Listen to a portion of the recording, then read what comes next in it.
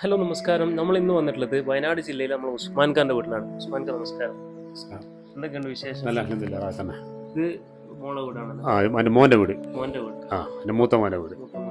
അപ്പോൾ കാട്ടുമാട marble and ഗ്രാനൈറ്റിന്റെ വയനാട്ടിലെ showroom എന്നാണ് മാർബിൾ എടുത്തിട്ടുള്ളത്. ഞാൻ വെറുതെ ഇങ്ങനെ സ്ഥലം സന്ദർശിക്കുമ്പോൾ അങ്ങനെ കണ്ട് അങ്ങനെ ആട് കയറിയപ്പം മാർബിൾ നോക്കി ഞാൻ നോക്കി പോന്ന്.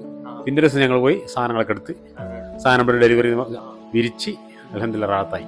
ആശംക്കാണ് ഈ ഇവിടുത്തെ ഫ്ലോറിങ്ങിന്റെ കാര്യങ്ങൾ ഡീറ്റെയിൽസ് എല്ലാം സെറ്റ് ചെയ്തതാണ്.